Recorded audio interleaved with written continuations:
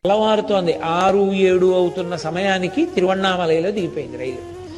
రైలు దిగుతూనే పరుగు పరుగు పరుగు పరుగున శిఖరాల వంక చూస్తూ ఆ అరుణాచలేశ్వర దేవాలయంలోకి వెళ్ళిపోయారు.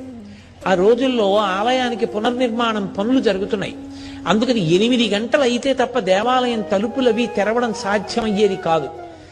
ఏమి ఆశ్చర్యమో తెలియదు, ఆ రోజున గుడి తలుపులు తెరిచేశారు.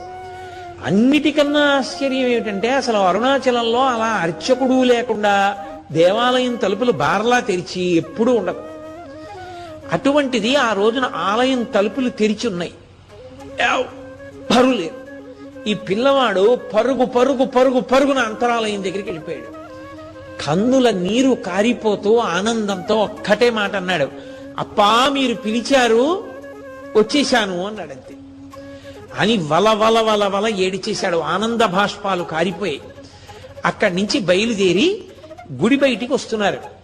అకస్మాత్తుగా ఎవరో ఒక వ్యక్తి వచ్చి అన్నాడు, ఆ దుమ్ము కొట్టుకుపోయి పెరిగిపోయి ఉంది జుట్టు, తలనీలాలు ఇచ్చేస్తారా అన్నారు. పరమేశ్వరుడే నిర్ణయం చేసేసాడన్ని. ఆ తలనీలాలు తీయవలసినటువంటి క్షురకుడు ఆలయం పక్కన ఒక ఇంట్లో ఉండేవాడు. ఈయన్ని తీసుకెళ్ళాడు అక్కడికి. ఓ అన్నారు. తీసుకెళ్లారు. అక్కడ కూర్చోబెట్టారు. ఆయన శుభ్రంగా శిరోముండనం చేసేశాడు. శిరోముండనం చేసేసిన తర్వాత స్నానం చేయాలి. గబగబా బయటికి వచ్చారు. బయటికి వచ్చి ఎందుకు ఈ మిగిలిన డబ్బులు, ఆ డబ్బులు తీసి కోనేటిలోకి విసిరి పారేశారు. ఆ పిండి వంటల మూట చూశారు. ఈ కాష్టానికి పిండి వంటలా అని మళ్ళీ ఆ పిండి వంటల మూట తీసి ఒక్కసారి విసిరేశారు.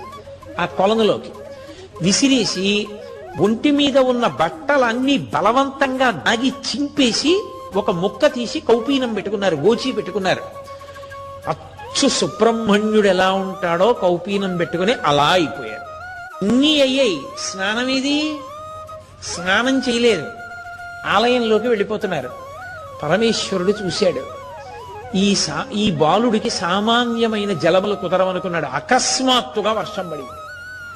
ఆ ఆకాశ గంగలో తడిసి ముద్దయిపోయారు. ఆ చిన్న గోచి వెతుక్కున్నారు ఎక్కడ కూర్చుంటే బాగుంటుంది అని.